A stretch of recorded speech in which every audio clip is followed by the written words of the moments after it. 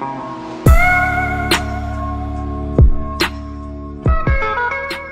guys, how you doing? Welcome to another episode of Teed Up. I'm David. I'm Justin. As always, we appreciate you joining us. We have a very special guest today, someone I'm happy to call a friend, biggest LeBron fan I know personally, and someone that I beat in 2K all the time. And Funny.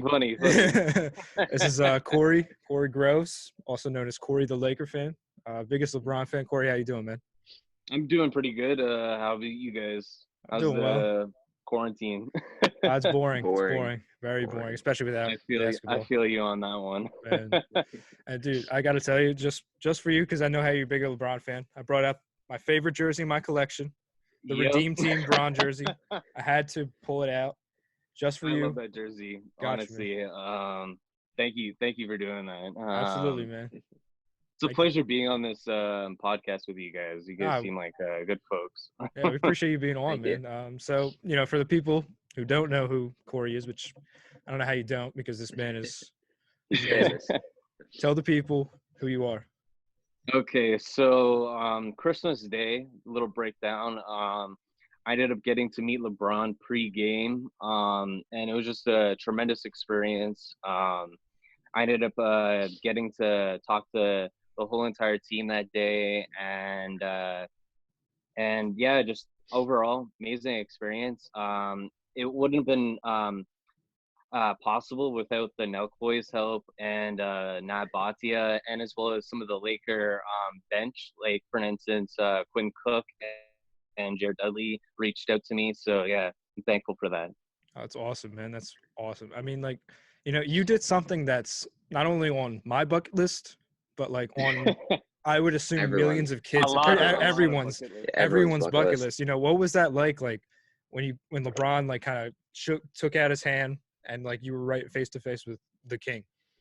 Well, first of all, I had this brainstormed in my mind probably for the last 3 months of me creating my Instagram and growing it up, and I was just like brainstorming what to say to him, and honestly, it just didn't feel like it was real when I was touching his hand and just being able to meet him overall. So amazing experience, but I didn't expect it to happen because the power of the internet is just something tremendous, and everyone should be, as much as there's the downs of the internet, there's also the plus side of the internet, and I'm thankful that people can come together and just make something happen.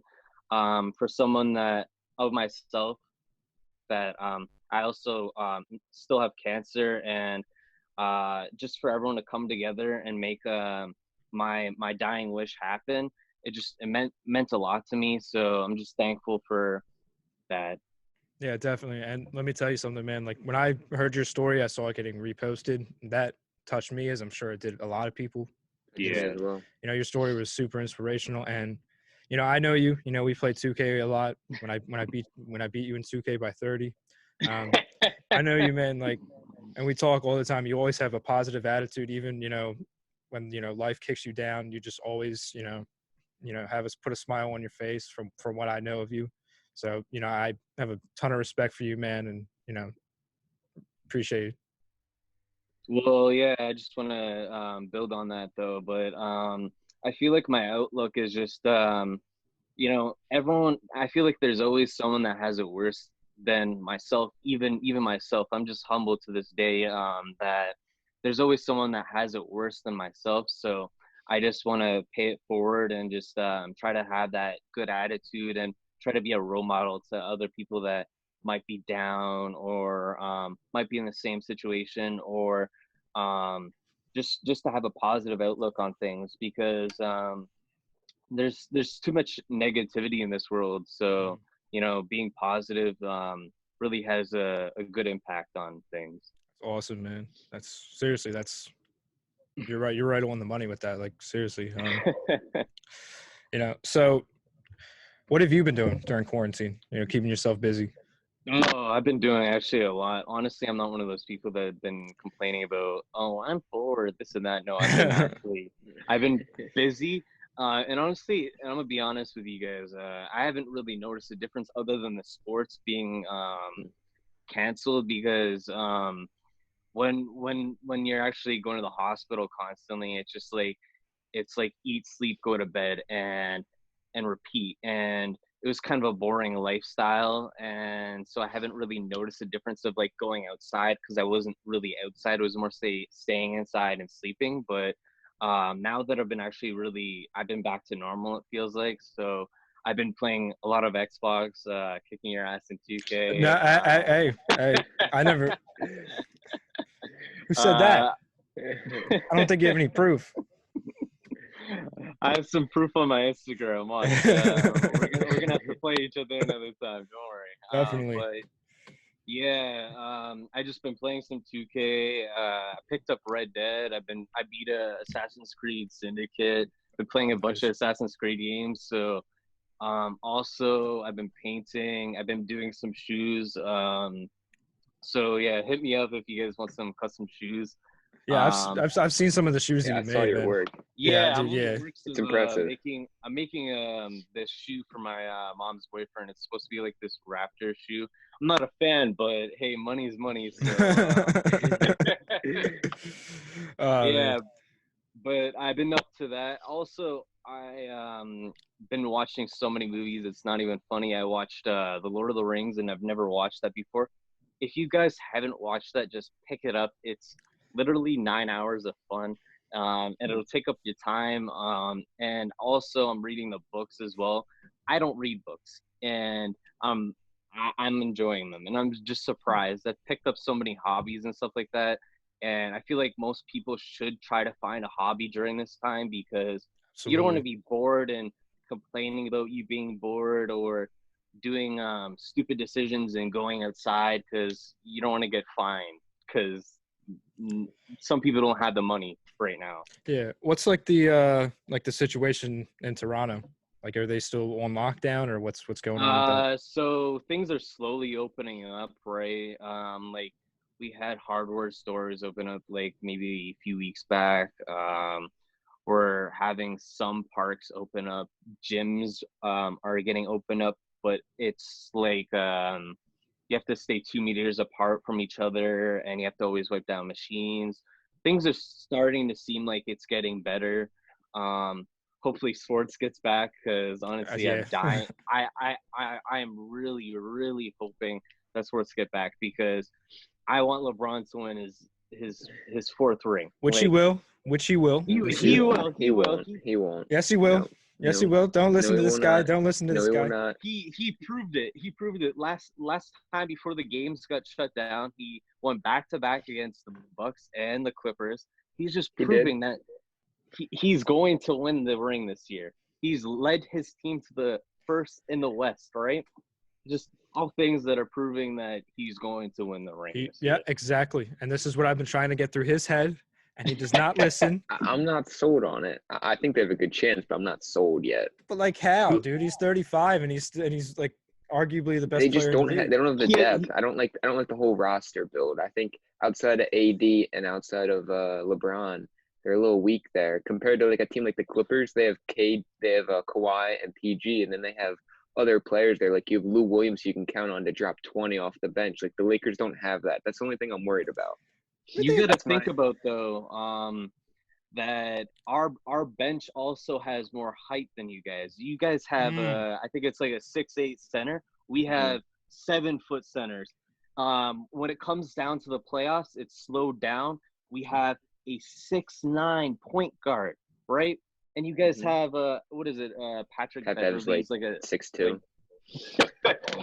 Yeah, I think it's unfair, and I feel like playoff time, when things slow down and it's down by the wire, LeBron's proven that he's the king of the playoffs and king of I think seventh game sevens. He's the king of that. That's Absolutely.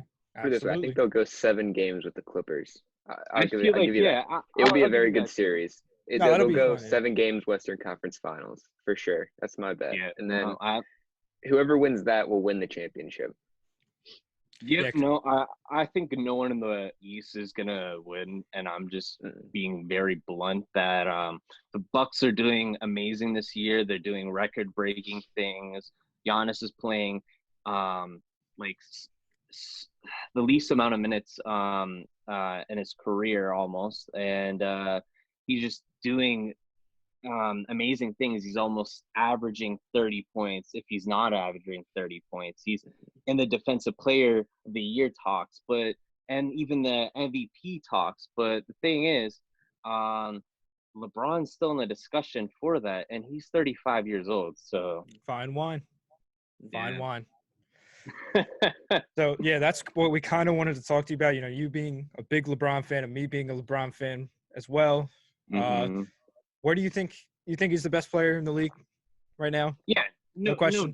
No doubt. Yeah, he's been the best player in the league since 2010. I think Kobe was better than him at prior to that, but LeBron's proven since 2010 that he's been the best player, and I feel like someone that is able to facilitate the team and just also be able to pass the ball instead of scoring, because LeBron could average easily, and I'm not even exaggerating, he could easily average 35 points.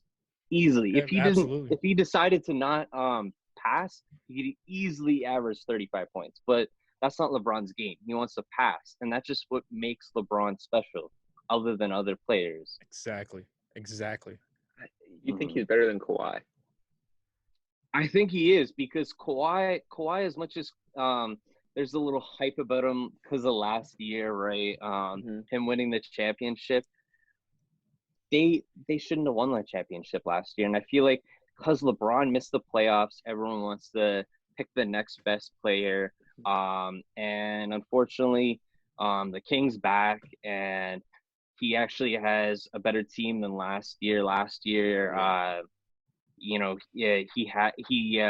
the 5th seed Christmas time, and they were on pace to make the playoffs, and then he had the horrible injury. So, but this year I feel like he has something to prove. So I feel like he's gonna want it more than the others.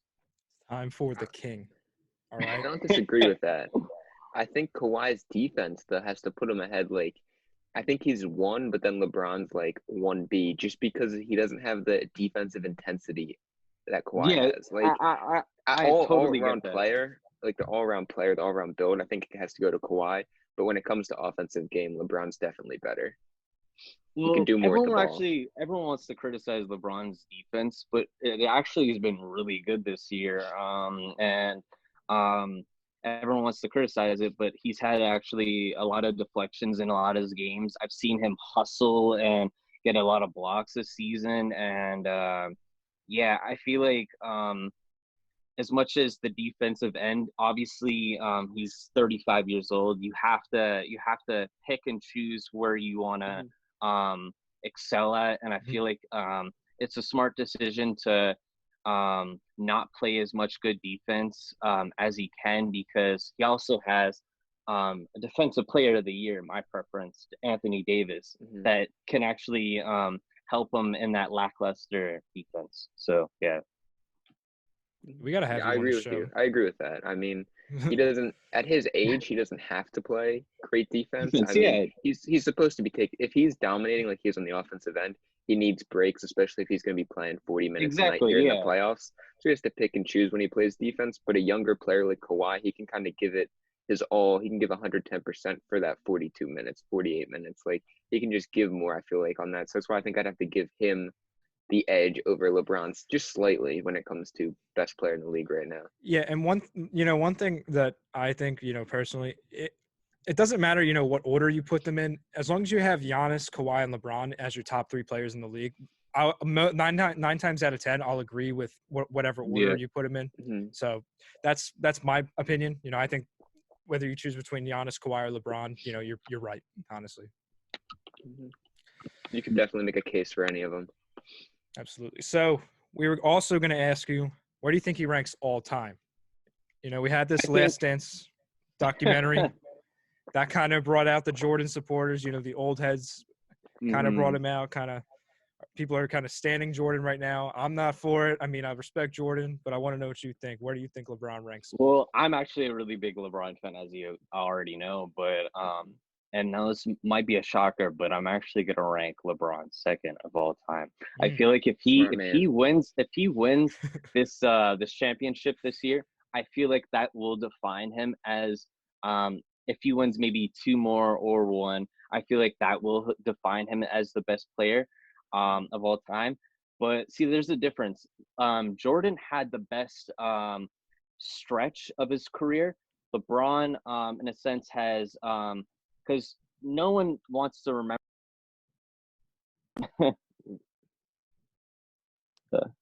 Sorry about that. No worries, yeah, no worries.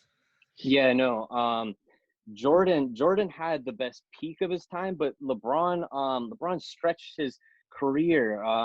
LeBron's been able to go to the playoffs nine straight times. You know, that's something impressive. And it does take a toll on you to do that and drag teams that shouldn't even be in the playoffs. But obviously the big key factor is chips. At the end of the day, I feel like that is the defining factor to make you the GOAT. And Jordan at this point does have 6 chips. He has 3. I feel like if he gets that 4th chip, it'll make it a better discussion about making him the GOAT, but I put him at 2 as of right now.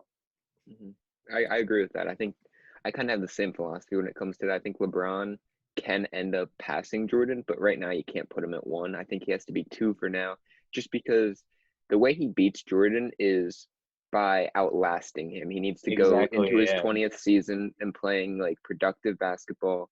And I think he needs another ring or 2. I mean, I don't know. The problem is with this year, people are going to say like, oh yeah, this year was a fluke. It won't count. Like the Jordan supporters would probably try and discredit it and say it wasn't a real ring. So I think he probably needs to win at least 1 more after this year if he does win 1 this year. So probably I'll say 2 more. If he wins 2 more rings and is playing productive in his 20th season, I think LeBron can say, you can say LeBron's the GOAT. Yeah.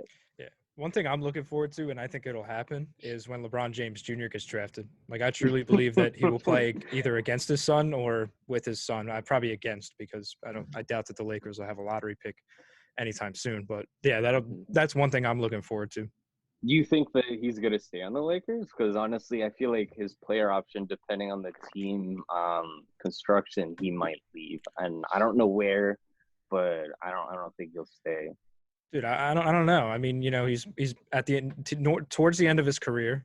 He's in sunny LA. He might want to go back to Cleveland. I feel like that's just how it should end. He should go back to his hometown and just even though maybe he might suck, I feel like even like think about when D Wade, he went back to Miami. You know, that was something special, and I feel like he should retire back to his drafted team in his hometown. Yeah, but I mean, like, D Wade was still pretty good in his last years in Miami. Yeah, He came off the bench, right? Because I remember. I believe so. Yeah. Yeah, he was kind of 6-man. Yeah, so I don't know, but I just think, you know, you're about to retire and you're in LA. Why would you retire in Cleveland when you could have retired in LA? You know. I think when he hits free, he's going to try and hit free agency around the time his son is drafted, and I think he'll try and sign with that team. That's my guess, if I had to predict anything. That would be cool to see. And honestly, like, I might sound crazy, but I feel like that kind of like determines, like, you know, going with the longevity thing. You know, you're able to play with your son and still, you know, play pretty consistently, and I think that kind of will push him over Jordan when it's all said and done. That'd be another cool thing to add on to his list. Absolutely. Yeah, I feel like if he passes Kareem in the scoring title and probably passes Magic in assist, I think he hasn't already, but if he does that, then he will be considered the GOAT. I agree with that.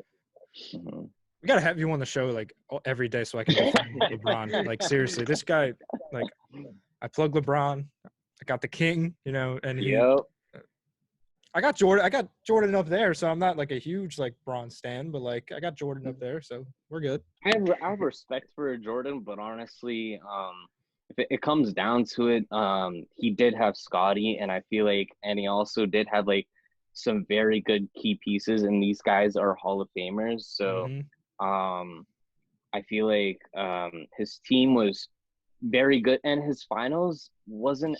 Maybe his first finals appearance was hard, but his Doesn't trip to the count. finals was so. It was literally a cakewalk. It was just so easy. Just other than the first appearance against Magic, but the Jazz is one of the teams that he versed with Stockton and then Malone. Like they are good, but not in Jordan. They're And not finals worthy. But you compare him, no. yeah, you compare him to like, some of the like Golden State, for example. When LeBron played Golden State, they played a team that was 73-9. So I think LeBron has had a harder path to winning rings than Jordan Yeah, did. like also the Spurs that he played.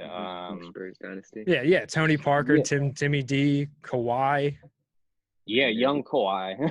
young Kawhi. Yeah. Like right when Kawhi was about to break out.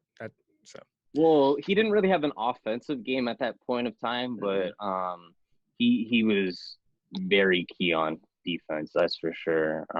And also Lockdown even defender. the young Oklahoma team, like even though I'm pretty sure they beat them, yeah, they did, but that team also, think about it, they have Russ that's an MVP, Harden that's an MVP, and also KD that was an MVP. That Exactly. was like if they kept that team, I feel like they could have won a ring because they had something special there. That's for sure. They would have And they gotten at also least one. Yeah, they had And you can Ibaka see it. too. Russ and Harden are pretty compatible there in Houston right now, so I think it would have worked. I don't like Houston. Houston just like that Thank small you. ball lineup is not. But if you like, add KD to that mix, I think that team would have success. I Like feel the three like of them, if they would have grown there, they would have to worked. any team, they would have success. Because Yeah. Could add KD to instead of- the Knicks and he would do good. The Knicks would do good. well, there was Fun. rumors about him potentially going to the Knicks with Kyrie, and then the whole Brooklyn thing happened, and it was just crazy because I was thinking that they were all gonna go to the Knicks because that's what rumors were saying, and then that whole trade went down, and it was crazy. But What's they your didn't. thoughts on Brooklyn? Well, they didn't want to give KD the money because they thought they wouldn't get. He's injured, yeah. Yeah, but which is a terrible mistake because even though he's injured, like he's still going to come back and beat Kevin Durant. Like, Oh, for sure. we're talking about it. Like a little bit worse, he'll still be that dominant guy. He's still a top 5 player. Yeah, Oh, at for least sure, yeah. at least top 7. Definitely. But I strongly think top 5. I couldn't disagree with that. All right, so enough LeBron talk. I finally got somebody who's on the same page with me as LeBron and James Harden. We go back and forth with about James Harden probably every episode. Well, what's your thoughts on him? Because I can't even get into it. Can't even get into it. I don't like that guy. We don't have literally empty stats. Thank you. We can't get into it because we're going to take an hour to get into it. But we did want to talk about some of the news that came out, this week. Some of the news that came out, the past couple of days. One thing I did want to say, we got some tragic news about Jerry Sloan. He sadly passed away today. So our thoughts are with the Sloan family, the Jazz organization. But kind of just wanted to go over Jerry Sloan's career as a coach and as a player. I mean, a lot of people know him as a coach, but as a player, he was actually a very good player. He was an amazing defender. He was a 2-time All-Star, made the All-Defensive First Team 4 times. He has his number 4 retired by the Bulls, too. So he was a great player. As a coach, he's one of the most winningest coaches in NBA history. Him and Coach Pop are the only 2 coaches that have 1,000 wins. So, like I said, our thoughts are with the Sloan family. We lost a super amazing coach and an amazing player. Yeah, rest in peace. And yeah, he was just, I remember him as a coach personally, and yeah, such a good coach, and under Coach Pop's wing as well. Yeah, absolutely. Good coach. Yeah, absolutely. Rest in peace, man. So we wanted to get into now this news about Brooklyn. We were talking back and forth about Brooklyn. So apparently the Nets are trying to build a big 3 by acquiring Bradley Beal. Obviously, Bradley Beal wants to get out of Washington. I don't think he wants to stay. They treat him horribly, in my opinion. What are your thoughts on what? In DC. I want to know your thoughts since Corey, you're our guest. What are your thoughts on Bradley Beal? I feel like they shouldn't trade to get him. They have such a good. I think they have one of the most low key benches in the league. They got Jared Allen, they got Karis LeVert, Spencer Dinwiddie, and it's crazy that they're doing better without Kyrie on the floor, and they're also making the playoffs when Kyrie's been basically injured most of the year. I feel like they should wait for their best player to get on the team, then make your decisions about moving pieces. You shouldn't be thinking about, because first of all, that's also going to have an effect on the locker room. Think about last year, Lakers, for instance, LeBron trading basically half our roster or all our roster, and the bad rep exactly the bad rep that he got. Kyrie's gonna get the bad rep for wanting to trade the players that he has currently on his team. So I feel like give it a chance, wait for KD to come back, and see how things play out. Mm-hmm. Yeah, I agree with that. I mean, I think Beal, Kyrie, and KD, all of them are like they like to shoot. Scorers. All of them, they're all scorers. None of them like I don't think it would gel right. Like you need like a facilitator, then you need like a guy like a Klay Thompson that can just shoot. He doesn't need to do much other than 3 and D, and then you have another scorer. But like I just think the three of them are too much of the same player that like it just wouldn't work there. Yeah, no, I completely agree with both of you. You know, and one thing that a lot of people forget, and it's surprising that people forget this all the time, is there's only one basketball on the court. Mm-hmm. There's only one. Yep. And Bradley Beal needs the ball in his hands. Kyrie needs the ball in his hands. And KD needs the ball in his hands. They're all like the key guy on their team. So if you put them all together, it's kind of going to be like what happened with OKC when they got Russ, Paul George, and Melo. You know, it just didn't work, and they ended up choking in the playoffs. So I think if Bradley Beal signs with the team where he can be the key guy, where in crunch time you could say, okay, Bradley Beal's going to have the ball in his hands, I think that would be the best move for him. No, yeah, spoken well. Absolutely, I agree with that. He needs to get out of DC. Yeah. I mean, star. No, and play with another star. So he should team up with somebody, but like I don't know who he should team up with though. Yeah. It's tough because there's a lot of good guards in today's game. Exactly, and most rosters do have that good guard. I feel like we were talking, me and your boy, we were talking about maybe potentially something happening in like the Sixers organization. Like apparently you guys want to trade like Ben Simmons or Embiid or something like that. Well, there are rumors like there's rumors about that. Yeah, but They may not like them together. They have like a little chemistry issue. There's been reports of, so yeah, they're not sold on that duo. Yeah, but a lot of people think, including myself, like for some reason the media has this like false narrative that Embiid and Simmons hate each other, and I just don't see it. I think this was just a rocky year. You know, I think our GM, made some wrong moves. I think our coaching staff isn't that good. And I just think, we had some key guys, Al Horford, for example, that just didn't work out. So I don't know. Trading Embiid and Simmons isn't my personal opinion of what we should do, but I honestly have no idea. I'd like him on maybe a team like the Timberwolves. Team him up with Cat, Russell. Beal? Yeah, put him there. Just make a big three down there with Russell, Cat, and that Beal. Would be good. Yeah, I can't. That'd be cool to watch. Yeah, that would be. But fun I feel like they might potentially want to be getting D-Book. I've heard rumors about that, but also D-Book is on a contract, so whether he chooses to get traded to the T-Wolves or stay and build something in Phoenix will be determined. I mean, D-Book is definitely going to leave Phoenix. There's no doubt about that. That's what you think? Eventually, I don't think he should because they have a nice young core. They got D-Book, obviously, DeAndre Ayton, who I think is the most underrated player in the league. Oh yeah, for sure. They just don't. Phoenix just doesn't give him the ball. And he's also like, it feels like empty stats. He's like dropping.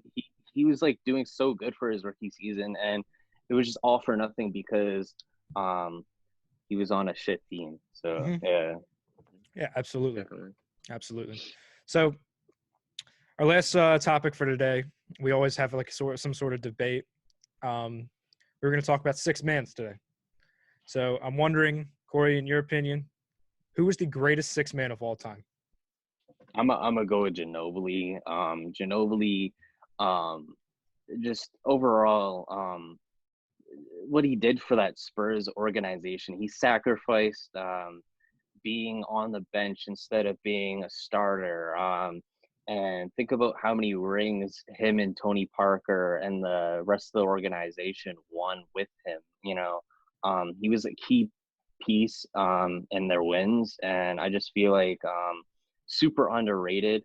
And in terms of just his scoring ability, such a good 3-point shooter, and also just effect on the game. Absolutely. I agree with that. I really like Manu. I think he was a very underrated aspect to that Spurs dynasty. He really contributed both ends. His defense wasn't great, but it wasn't terrible. He was solid on the defensive end. He contributed offensively, and the fact that he was willing to come off the bench was huge. Yeah. If I had to pick a six, that's tough. There's a lot of good six man. I'd probably have to go with Jamal Crawford, though. I mean, he's won, what, three or four times? 3 times, I believe it was. And, I mean, when he's hot, he doesn't miss. Like, when he comes off the bench, he can drop 35, 40 points anytime he comes off the bench. So, I really like him. And he's another one of those guys that prefers coming off the bench or is willing to come off the bench rather than start. Yeah. But you guys are wrong.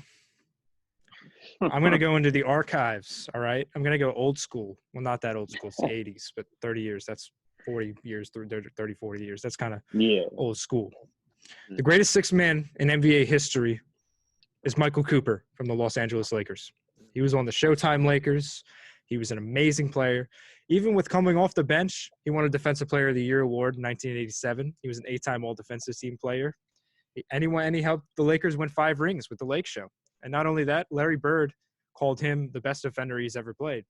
So, a lot of times with six men, you have your Jamal Crawfords, your Lou Williams, and your Manu Ginobilis who provide really good offense. But Michael Cooper did both. He provided – his main thing was defense. You needed a defender. Michael Cooper was there every night.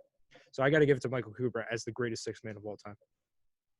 It's interesting. Yeah, interesting. I don't know how I feel about that. You need to do your research. You need to go watch film of Michael Cooper. Yeah. Seriously, I don't know much about him, to be honest. I'm not a big Michael Cooper fan. Dude, he was like on the Lake Show. Like he was part of like Magic's Lakers. Mm-hmm. I know, but like when I think of a six man, I'm thinking of a guy that's going to spark the offense when they come off the bench. Michael not Cooper, a guy that's going to shut down a player. Michael Cooper did both. Not really. He wasn't that great. He was a decent offensive player. He could guard Larry Bird. A six man. No, like he's a good defender, but like in my opinion, a six man should be somebody that's going to spark the offense, facilitate the offense, or be a shooter and drop like 6-7 threes off the bench. Like I think, in my opinion, that's what a six man should be rather than a defender. Yeah, I know. Totally agreed. Yeah, and Ginobili did that. He shot threes. He ended up winning so many chips, and he sacrificed being on the bench for that team. So I feel like it's a wrap. It's Ginobili for sure. Michael Cooper. I definitely like that Ginobili pick. He's definitely got to be up there in your top 3 if you're debating. For sure, him. yeah. And Easily. even Crawford, that was such a good pick, and he's one of the, I feel like, top 3 best ball handler of all time, and that's just his handles are crazy. Yeah, for sure. But you guys have homework to do. Go watch Michael Cooper highlights. Go watch Michael Cooper tapes. Do it, and then you'll come back to me and you'll say I'm right, because that's what happens. I highly doubt that. But, yeah, I don't think I'm gonna agree with you here, David. You got to agree with me. But we want to know your thoughts. We want to know, comment below on YouTube. DM us on Instagram at TD_up_podcast. Let us know who you think the greatest six man of all time is. But yeah, that's going to wrap it up today. Corey, thank you so much for being on the show. Thank you for having me. Absolutely. And we wanted to also let the people know Corey does have a GoFundMe page that we're going to put into the description. We encourage you to donate to it. Definitely donate. Yeah, definitely. And Corey, again, thank you for being on the show. Thanks for sharing your story. Appreciate you guys. You guys are funny guys, and I like the basketball talk. Absolutely. You're welcome certainly back a refresher. Welcome back anytime, my friend. All right. Make sure Well, you practice some 2K too, because you gotta funny, beat me. yeah. You gotta beat me one of Yeah. these days. Funny. If I had Xbox, I would kill both of you in 2K. That's just not true. That's just not true. I could play with my head tied behind my back. That's that's a guarantee. Wow. Wow. All right. Well, I'm gonna go practice 2K, and thank you guys so much for watching, and we'll see you next time. All right. Take care, guys. Bye.